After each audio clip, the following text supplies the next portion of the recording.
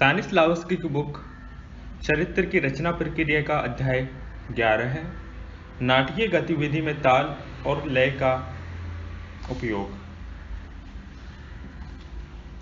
स्तानिस्लावस्की ने नाटकीय गतिविधि, नाट्य व्यापार में ताल और लय की व्यवस्था को भी आवश्यक माना है। ये दोनों व्यापार भीतरी और बाहरी दोनों ही प्रकार के हो सकते हैं। इन दोनों रूपों की विवेचना उन्होंने साथ साथ ही उपयुक्त मानी है, क्योंकि इनके आंतरिक स्वरूप भी तभी स्पष्ट होते हैं जब वे भौतिक व्यापारों में प्रकट होते हैं। मूलतः तो इनके आंतरिक रूप अगोचर होते हैं, लेकिन जब वे बाहर निकलकर मूर्त रूप में अभिव्यक्त होते हैं तभी दोनों दिखाई देते हैं। ताल और लय भारतीय संगीत में पारिभाषिक शब्द हैं। हम यहाँ इनका प्रयोग अंग्रेजी में टेम्पो और रिदम के पर्याय के रूप में कर रहे हैं। अंग्रेजी के ये दोनों शब्द पाश्चात्य संगीत में भी पारिभाषिक शब्दों के रूप में ही प्रयोग किए जाते हैं। स्तानिस्लावस्की ने भी भरत की भांति संगीत शास्त्र के इन दोनों पारिभाषिक शब्दों का प्रयोग नाटकीय संदर्भ में किया है। आइए पहले इन शब्दों के संगीत शास्त्रीय अभिप्रायों को समझा जाए, तभी टेम्पो एवं रिदम अथवा ताल और लय शब्दों के नाटकीय संदर्भ में प्रयोग को देखना उचित रहेगा। पहले हम टेम्पो शब्द को लेते हैं।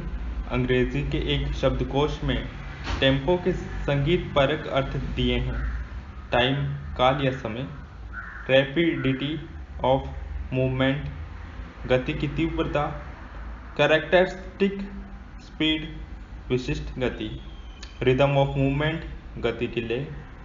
एक अंग्रेजी हिंदकोश में टेम्पो का अर्थ दिया है ताल। अब तो आपको लग रहा होगा कि टेम्पो शब्द के लिए ताल शब्द का प्रयोग यहाँ ठीक ही किया गया है। इस ताल शब्द के एक संस्कृत हिंदी शब्दकोश में अर्थ दिए गए हैं: टेक देना, काल की नियत मात्राओं पर ताली बजाना। हम ताल शब्द का नाटक के संदर्भ में विचार कर रहे हैं, इसलिए भरत के नाट्य शास्त्र में इस शब्द की खोज करनी होगी। भरत ने ताल शब्द का प्रयोग एक पारिभाषिक शब्द के रूप में करते हुए गायन, वादन और नृत्य के संदर्भ में उस पर विस्तार से विचार किया है।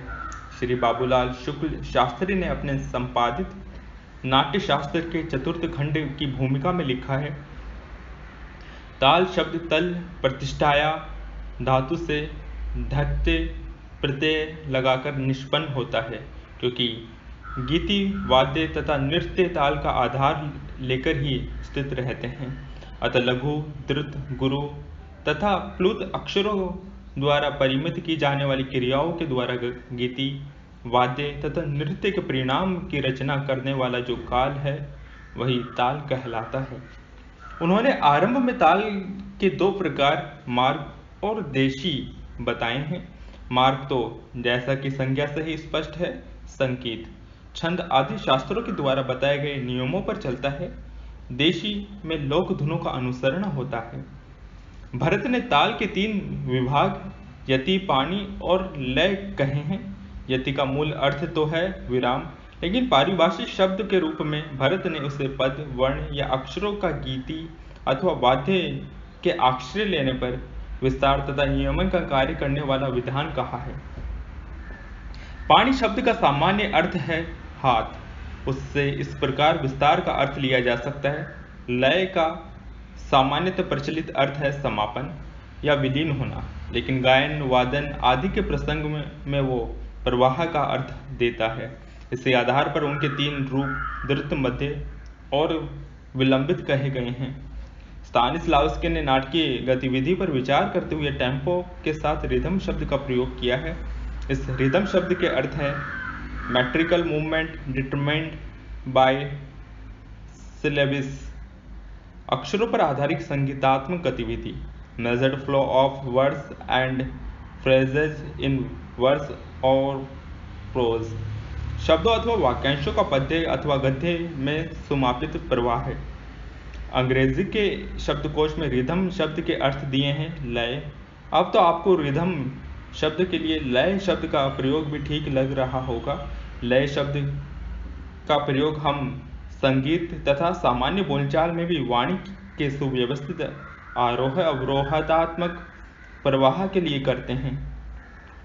स्तानिस्लावस्की ने टेम्पो और रिदम शब्दों को जिस प्रकार परिभाषित किया है, उससे हमारे इस शब्दार्थ चिंतन की संपुष्टि होती है। उन्होंने दोनों शब्दों को परिभाषित भी किया है।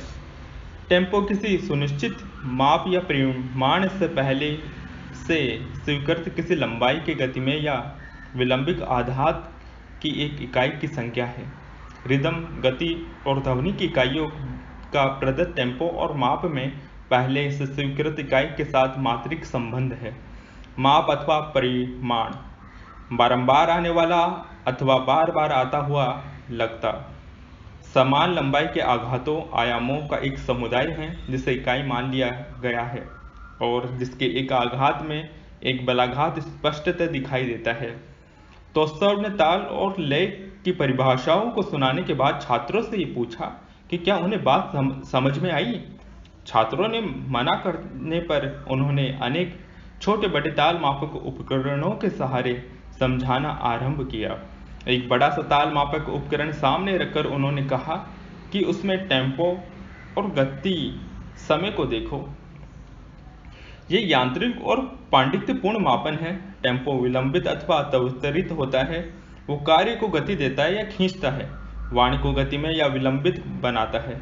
कार्य का होना या शब्दों का बोला जाना समय लेता है और ये यंत्र समय भी बताता है। अगर टेम्पो बढ़ाया जाता है तो कार्य करने के लिए बोलने के लिए समय ज़्यादा मिलता है, तो कार्य को करने के लिए जो महत्वपूर्ण है उसे कहने के लिए अधिक अवसर मिल जाता है। तोस्ताव ने इस संबंध में आघात की चर्चा भी की है। उन्होंने अपने सहयोगी रखामानव की ओर इशारा करते हुए कहा कि ये जो थोड़ी थोड़ी देर में घंटी बजा रहे हैं, यही आघात हैं। आघात मतलब बीट। ये अपना कार्य बड़े ताल मापक यंत्र के साथ पूरी तरह से मिलजुल कर और यांत्रिक सटीकता के साथ करते हैं। ये आघात वस्तुतः काल की माप है। इस आघात के अनेक प्रकार हैं। इनका विस्तार टेम्पो अर्थात गति पर निर्भर करता है। इसका मतलब है कि काल की मात्रा बदलती रहती है। ये बदलाव अपेक्षा के अनुसार होता है और उससे आघात का स्वरूप भी बदलता रहता है। इन्हीं आघातों के अनंत रूपों के विभिन्न कर्मचय और संचयों को लेकर विविध प्रकार की लयों की सृष्टि होती है। स्तानिस्लावस्की का कहना है कि कुछ ऐसा ही व्यापार अभिनय के साथ भी घटित होता है। रंगमंच पर हमारे कार्य, हमारी वाणी काल की शब्दावली में ही आगे बढ़ते हैं। कार्य की प्रक्रिया में हमें व्यतीत होते समय अपेक्षानुसार अनेक प्रकार की गतिविधियां भरनी पड़ती है। उनमें अनुक्रम से क्रियाहीनता के विराम भी आते रहते हैं। इसी प्रकार वाचन के काल के प्रवाह को ध्वनियों के उच्चारण के क्षणों में विभिन्न विस्तार ग्रहण करने होते हैं और उनके बीच बीच विराम देने की भी आवश्यकता होती है। कार्य के और वाचन के इसी प्रवाह में लय अर्थात रिदम का अभिवार्य होता है। ये हर स्वभाव्य लंबाई के क्षणों के अलग अलग रूपों से बनती है जो काल के प्रवाह को विभिन्न भागों में विभाजित करती है। यहाँ भी क्रमचय और संचय के अनेक समुदाय बनते हैं।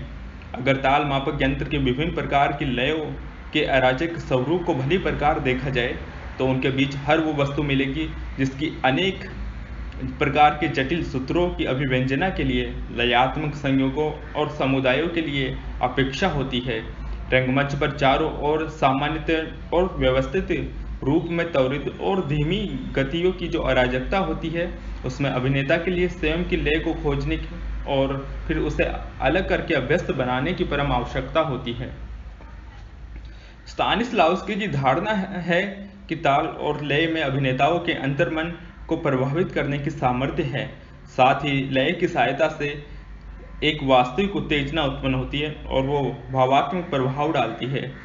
ये एक बहुत बड़ा और विशेष महत्वपूर्ण सत्य है जिसके संबंध में हम सभी जानते तो हैं, लेकिन अभिनेता उसे अक्सर भूल जाते हैं। अभिनेता के निकट सही आयामों और अक्षरों, शब्दों, वाचन और कार्य की गतिविधियां सुस्पष्ट लयों से युक्त बहुत गंभीर महत्व की हैं। इस तथ्य की अवहेलना कभी नहीं करनी चाहिए कि ताल और लय दुधारा हथियार है। वो जितना सहायक है उतना ही हानिकारक भी हो सकता है। अगर हम उसका सही इस्तेमाल करें तो वो स्वभावतः बिना किसी दबाव के सही भावनाओं की ओर उन्मुख होने में हमारी मदद कर सकता है, लेकिन गलत लय गलत भावनाओं को ही जगाती है। उनके सही रूपों में प्रयोग के बिना अपने को उनसे छुटकारा दिला पाना संभव ही नहीं है। तो सब ने उसके अगले दिन छात्रों से सैनिक प्रशिक्षण का अभ्यास करवाया था। लगा जैसे कि उस रिहर्सल के कमरे में सैनिक टुकड़ी ही मार्च कर रही है। इस अभ्यास को और बढ़ाने के लिए उन्होंने एक लय को अपने हाथों से थपथपाना आरंभ किया, जिसने ड्रमों के बोल की याद दिलाई। छात्रों ने अपनी ओर से उसमें कुछ और जोड़ दिया और तब लगा कि ड्रम वादकों की एक सैनिक टुकड़ी ही कदम दर कदम चल रही है। तो सर ने इस तरह ताल और लय की मदद से जिस प्रभाव को उत्पन्न करना चाहा था, उसे तुरंत ही उत्पन्न कर दिया। उसके बाद छात्रों ने उन्होंने कुछ और ताल और लय के अभ्यास करवाए। छात्रों ने उन ताल और लय को उत्पन्न तो कर दिया, लेकिन जिन लोगों ने उन्हें सुना, उन्हें वे स्वर साधनाएं बिल्कुल भी समझ में नहीं आई। तो सर ने इस विषय विमूढ़ता को देखकर छात्रों से कहा, क्या तुम समझते हो कि इन लयों को तुम अपने लिए ही नहीं, औरों के लिए भी उत्पन्न कर रहे थे? मैंने तुम्हें यह अभ्यास उन श्रोताओं के लिए नहीं करवाया जो तुम्हारे आसपास थे, वरन तुम्हारे लिए करवाया जिन्हें इन लयों को उत्पन्न करना था। मेरा पहला लक्ष्य था कि तुम उन ताल लयों से संक्रमित कर देना और फिर उनके आघातों से तुम्हारी भावात्मक स्मृति के जागरण को सहज बना देना। फिर भी तुम्हें सुनने वालों ने उन लयों से एक सामान्य प्रभाव ग्रहण किया। यह अपने आप में उल्लेखनीय है। अपने उद्देश्य को और अधिक स्पष्ट करते हुए उन्होंने आगे कहा, यहाँ यह महत्वपूर्ण नहीं है कि औरों ने तुम्हें समझा या नहीं, ये कहीं ज्यादा महत्वपूर्ण है कि जिन लयों की तुम संरचना कर रहे थे, संचालन कर रहे थे, उन्होंने तुम्हारी अपनी कल्पना को सक्रिय कर दिया और तुम्हारी चारों ओर जो विशिष्ट परिस्थितियां हैं तथा उनके अनुरूप जो भावनाएं हैं, उन्हें तुम्हें संकेत दे दिया। तो सर ने अगले दिन कौशल्या से कहा कि वो जल्दी से बिना सोचे विचारे ये बेटन और उस यात्री की ताल और लय की रचना करे जो ट्रेन से लंबी यात्रा पर जा रहा हो। छात्र अभिनेता के रूप में कौशल्या ने जो कुछ किया, स्तानिस्लावस्की ने उसका विवरण देते हुए कहा है, अपनी भूमिका के लिए मैंने अपने मन की आंखों में आगे एक रेलवे स्टेशन, उसका टिकट घर, उसके सामने संभावित यात्रियों की लाइन देखी। टिकट घर की खिड़की अभी बंद थी, फिर वो खुल गई।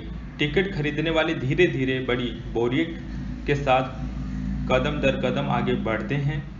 जब तक उन्होंने टिकट खरीदी, रेज़गारी गिनी। उसके बाद मैं अपने हाथ के सामान को संभालने की भावात्मक उलझन से निपटा। इसी बीच मैं बुक स्टॉल में रखे अखबारों और पत्र पत्रिकाओं के मानचित्र देखता रहा। फिर स्टेशन के रेस्तरां में कुछ खाने के लिए गया। अंततः अपनी गाड़ी, अपना डिब्बा और अपनी बर्थ खोजी। बैठने के पहले मैंने आसपास के सहयात्री को देखा, अपना अखबार खोला, उसे पढ़ने लगा, आदि आदि। इस प्रकार मैंने सभी तरह के उद्देश्यों की एक अविच्छिन्न श्रृंखला बनाई।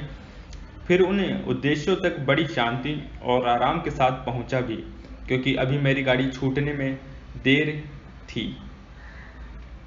तो सर ने ये सब देखा और फिर कौशल्या से कहा कि अब कल्पना करो कि तुम देर से आए हो, गाड़ी के छूटने में थोड़ी ही देर है और अब समय की सीमा को देखते हुए तुम्हें जाने की ताल लय बनाओ।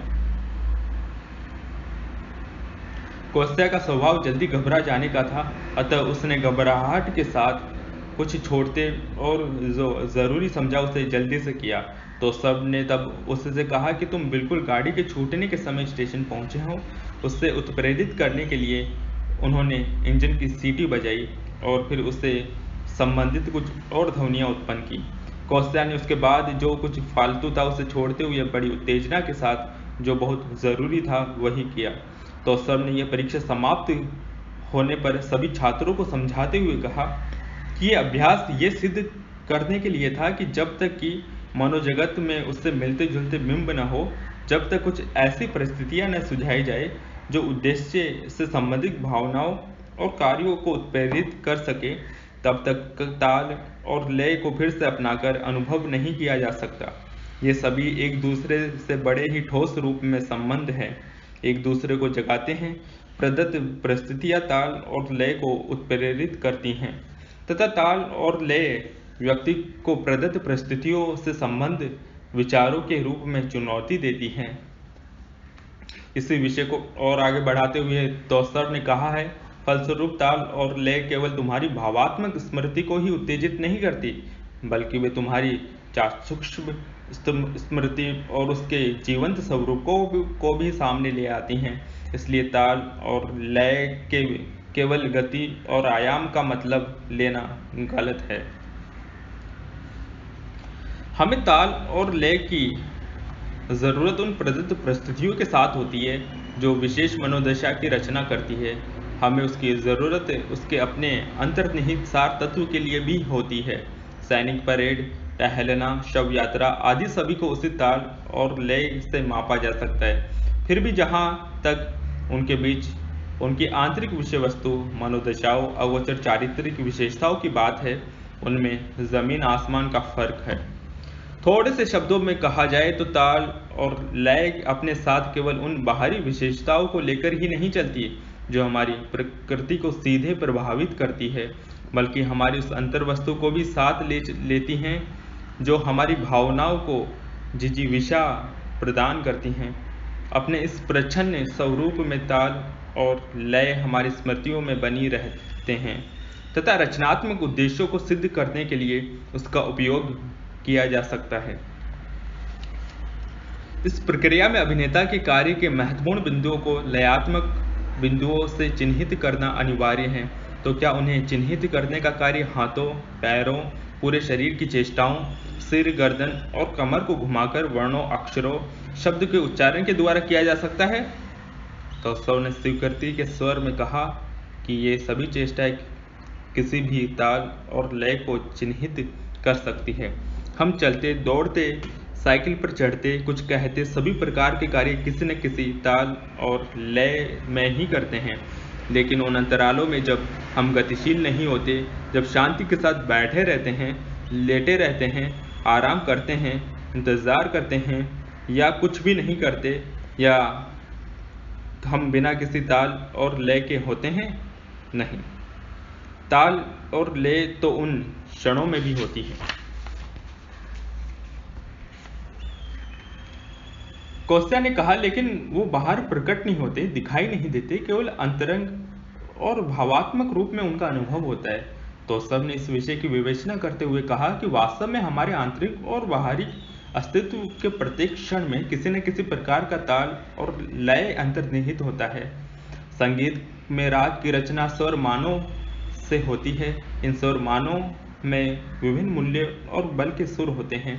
ये सुर ही लय उत्पन्न करते हैं। जहाँ तक ताल की बात है, वो अदृश्य है। संगीतकार खुद उसकी गणना करते हैं अथवा संचालक अपने बेटन के सहारे उनके लिए उसकी रचना कर देता है। यही बात रंगमंच के कलाकारों के लिए भी सही होती है। हमारे कार्य अनेक लंबाइयों और आयामों की छोटी बड़ी अंगभूत गतिविधियों से बनते हैं।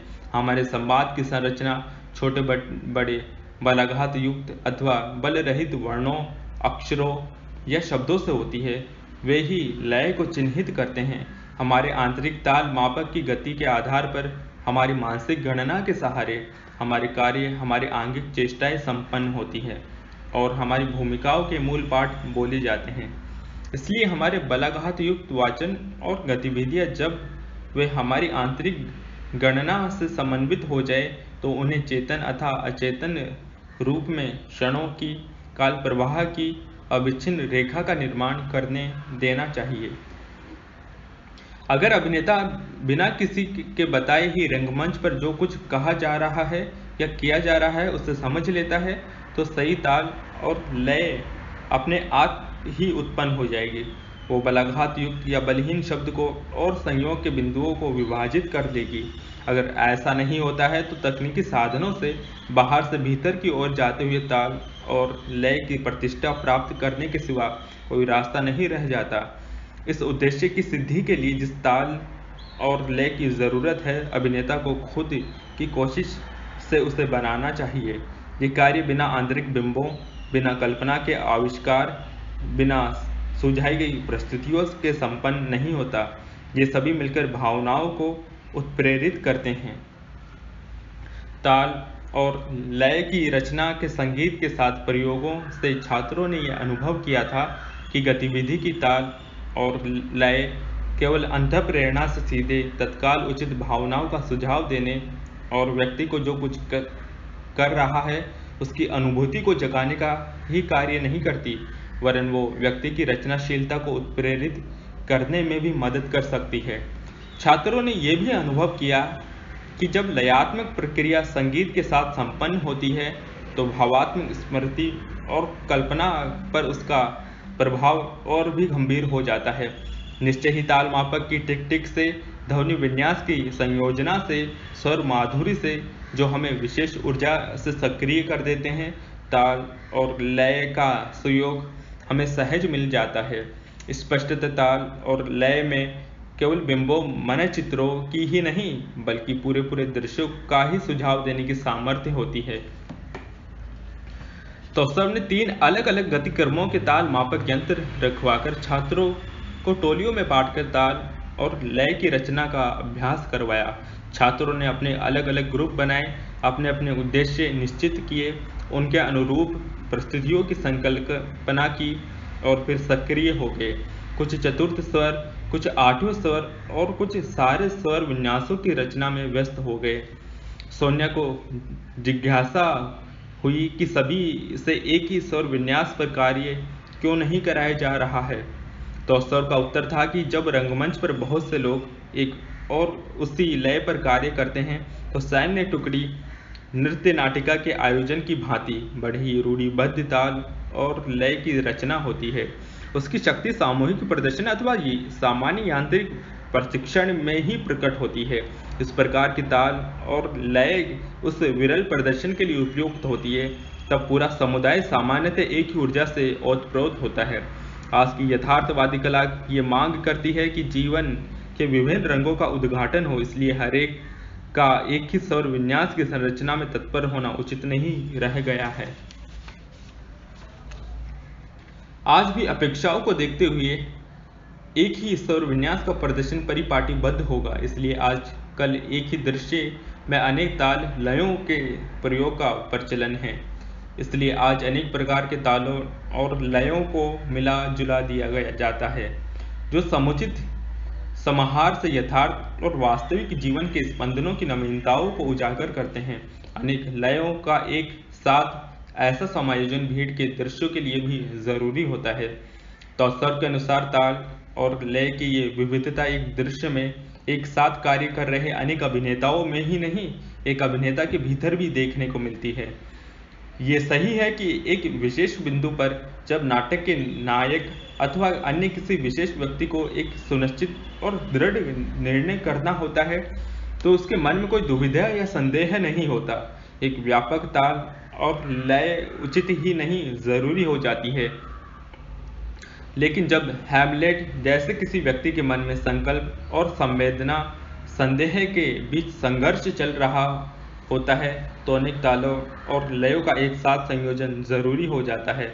ऐसे प्रसंगों में अनेक प्रकार के ताल और लय मिलकर परस्पर विरोधी प्रकृति के अंतर्द्वंद को उत्तेजित करती हैं। यह अभिनेता की भूमिका अनुभव को ऊपर उठाता है, आंतरिक सक्रियता को नई शक्ति देता है और भावनाओं को उत्प्रेरित करता है। प्रशिक्षण के अगले चरण के रूप में तो सबने ताल मापकों को एक और रखकर मानसिक गणना के आधार पर भी ताल और लय को पकड़ने का अभ्यास अनिवार्य समझा। इस कार्य में नाट्य गुरु ने यह अपेक्षा अवश्य की कि प्रत्येक प्रशिक्षणार्थी अपनी रुचि की गति और आयाम को चुनकर उसी के अनुरूप कार्य करे और इस बात का ध्यान रखे कि कार्य के महत्वपूर्ण क्षण उसके भीतर के काल्पनिक ताल मापक स्पंदन के साथ मिले रहें। इस प्रक्रिया में सवाल ये उठा कि ताल और लय के उदात्त क्षणों की खोज के लिए बाहर का रास्ता अपनाया जाए या भीतर का, आंतरिक बिंबों और चित्रों का मार्ग अथवा औरों के साथ शब्दहीन संप्रेषण का माध्यम। कोई बलाघातों को पकड़कर कैसे उन्हें स्थापित कर सकता है। आंतरिक सक्रियता और बाहर की पूरी निष्क्रियता के बीच उन्हें पकड़ पाना आसान नहीं है। कोस्टा ने विचारों, इच्छाओं और आंतरिक संसूचकों के साथ कार्य करना आरंभ किया, लेकिन वो उनसे कुछ भी नहीं हासिल कर सका।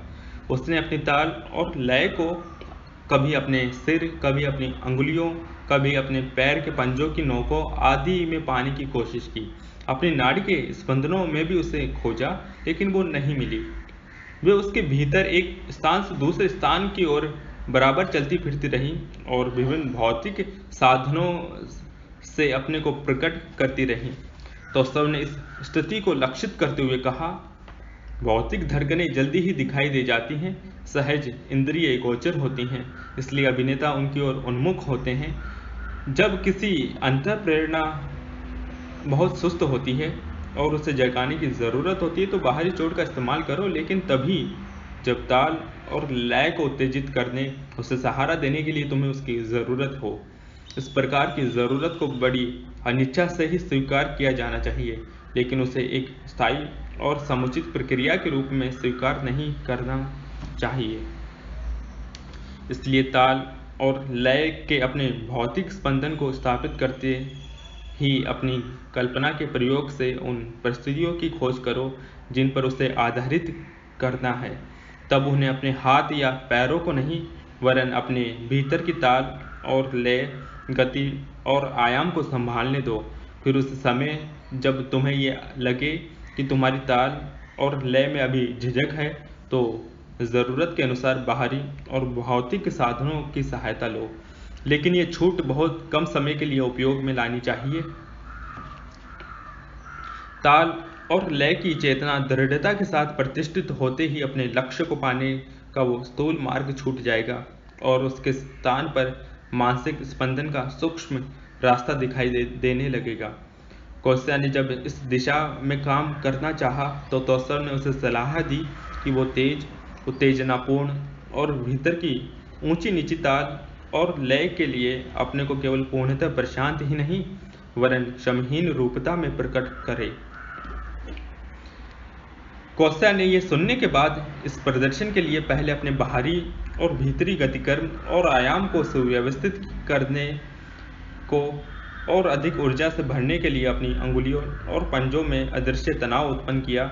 फिर वो कुछ ऐसे परिस्थितियों की कल्पना करने लगा जो उसकी तीव्रता से उत्तेजित ताल और लय का आधार बन सके। उसने कल्पना की कि ईर्ष्या के तेज उन्माद के आवेग में उसने मारिया की हत्या कर दी है और उसकी लाश उसके सामने पड़ी है, लेकिन वो उस समय कक्षा में था। लेकिन उसने स्वयं को पूर्णतः प्रशांत एवं निर्विकार रूप में प्रस्तुत करना आवश्यक समझा। उसे जितना अधिक शांत दिखने की कोशिश की, उसके भीतर की उत्तेजना उतनी ही ज़्यादा बढ़ती गई। एक बार जब उसने अपने मन में उस कल्पित विषम परिस्थिति में होने का विश्वास जगा लिया तो उसे लगा कि उसे कुछ छिपाए रखना है और इसे छिपाने की कोशिश में वो और भी ज़्यादा उत्तेजित होता गया। इस प्रयास से उसके भीतर दो ताल लयों की सृष्टि हो गई, एक भीतर की जो बड़ी ही तेज थी और दूसरी बाहर की जबरन प्रशांत। चरमावस्था तक पहुंची हुई इन दोनों ही ताल लयों ने उसे बड़ी मजबूती से जकड़ लिया था। उस दोहरे भावोन्माद की अवस्था में उसने अपनी आंखों को छिपाए रखने की कोशिश की थी, इस डर से कि कहीं वे उसके मन के भावों को प्रकट न कर दे। अपने साथियों की दृष्टि से अपनी आंखों को बचाए रखने के लिए उसने कई उपाय किए। स्वयं को ऐसे व्यस्त किया जैसे उनके प्रति उसमें कोई विशेष रुचि हो। तोस्तव ने उसके इस व्यवहार को देखकर कहा कि उसकी ये हलचल भरी शांति में उसके किसी व्यवहार की अपेक्षा कहीं ज़्यादा खुलासा कर दिया है कि उसके भीतर बड़ा संघर्ष चल रहा है। उसे खुद इस असलियत की जानकारी नहीं है कि उसकी आंखों की गतिविधियां, उसके सिर और उसके गर्दन की भंगिमाएं उसके भीतर की ताल और लय से अपने आप ही बन रही हैं। जब उसने अपना रुमाल निकाला था, जब वो ऊपर उठा और फिर बैठ गया, जैसे कि उसने आरामदायक मुद्रा खोज ली हो, उन्हें यह स्पष्ट लगा था कि वो अपने मन की हलचल को छुपाने की कोशिश कर रहा है, लेकिन इसके साथ ही उसने खुद को इन चेष्टाओं से अलग करने की भी कोशिश की थी। शांत और नियमित रीति से ही नहीं, बल्कि तेज और घबराहट से भरी ताल और लय से। उससे ये प्रकट हो गया था कि वो जबरदस्ती अपने को छुपाने की कोशिश कर रहा है। कोस्टा ने अपने आत्मविश्लेषण में यह स्वीकार किया कि यह महसूस होते ही उसकी धीमी गतिविधियां उसके भीतर की उत्तेजना की तेज लय को प्रकट कर रही हैं, तो उसने उनका गलत रूप में इस्तेमाल किया था। तोसाव ने कमजोरी को सैद्धांतिक धरातल से देखा है।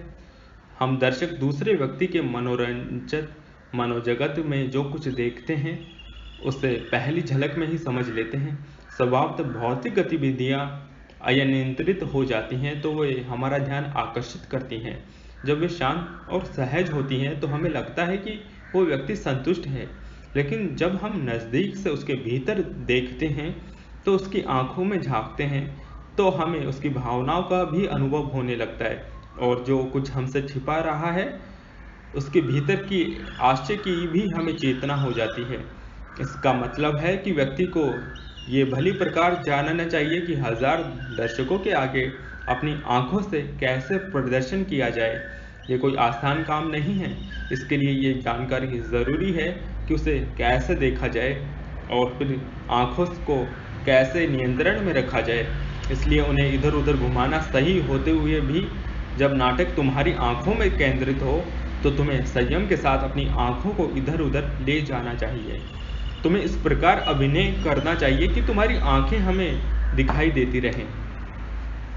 तो सब ने अंत में कहा कि भावनाओं की जटिल और विवादात्मक आंतरिक व्यवस्थाओं और प्रवृत्तियों में मात्र एक ताल और लय को लेकर ही आगे नहीं बढ़ा जा सकता।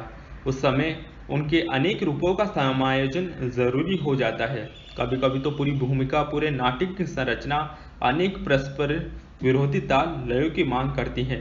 चेखव के अनेक चरित्र यथा अंकिल वान्या की सोनिया तथा 3 बहनें का स्त्राव बाहर से लगभग हमेशा शांत लेकिन भीतर से भावात्मक संघर्ष से भरे होते हैं।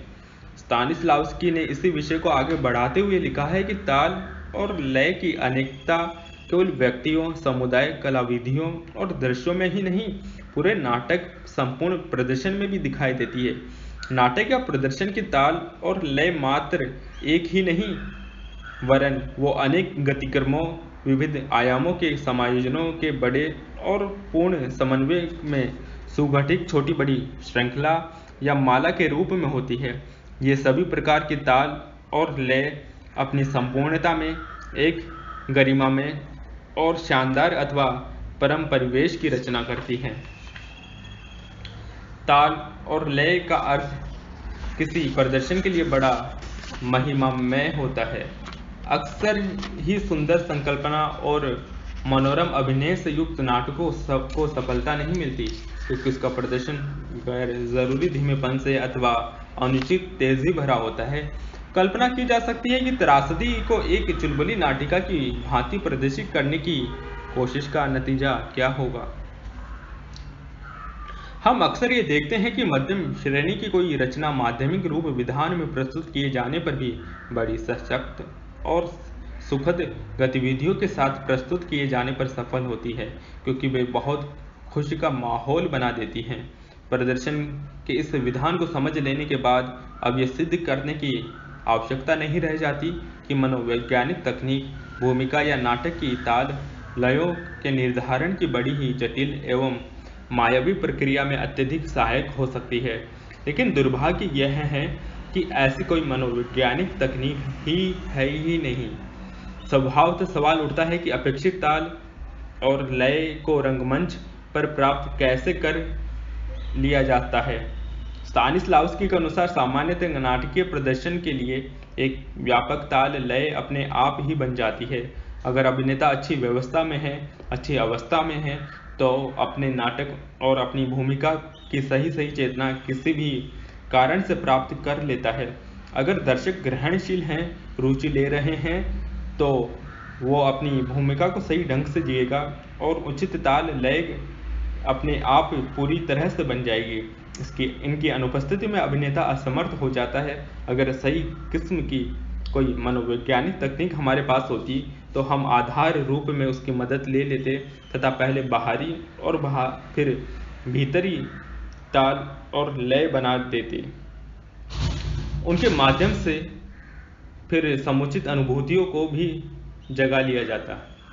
इस संबंध में संगीतकार, गायक और नर्तक अधिक भाग्यवान हैं। उनके साथ ताल मापक, संचालक और गायक गुरु होते हैं। उनकी ताल और लय की समस्याएं अच्छी तरह से हल की हुई होती हैं। अपने रचनात्मक कार्य और उनके मूलभूत महत्व की उन्हें समुचित जानकारी होती है। उनके संगीत प्रदर्शन के समुचित स्वरूप की कुछ सीमा एक गारंटी होती है। कहने का आशय यह है कि काल और आयाम के सही रूपों में उनकी ताल और लय स्थापित होती है। उनकी स्वर लिपि में उनका अंकन होता है और संचालक उन्हें नियंत्रण में रखते हैं। लेकिन अभिनेताओं की कहानी किसी भी अर्थ में ऐसी नहीं होती। नाटक में जो छंद विधान होते हैं केवल उनके आयाम ही सावधानी से सुव्यवस्थित होते हैं, लेकिन शेष नाट्य रूप में कोई नियम, कोई ताल मापक, कोई लिखित संदेश, कोई मुद्रित स्वर लिपि, कोई संचालक नहीं होते। इसलिए एक ही नाटक अलग अलग अवसरों पर अलग अलग ताल लय में उपस्थित किया जाता है। अभिनेताओं के पास ताल और लय के संदर्भ में किसी प्रकार की सहायता का कोई अवलंब नहीं होता, फिर भी उन्हें इस प्रकार की मदद की बड़ी ज़रूरत होती है। वो मिल भी जाती है। स्तानिस्लावस्की ने इस संदर्भ में सुझाव दिया है कि जो अच्छे वृंद वाद्य या वृंद गान के संचालक है उनमें ताल और लय की प्रतिष्ठा की प्रक्रिया सीखी जानी चाहिए। इस वक्तव्य की व्याख्या करते हुए उन्हें भीतर से लगा कि इस विषय में वरिष्ठ अभिनेता भी तो मददगार हो सकते हैं।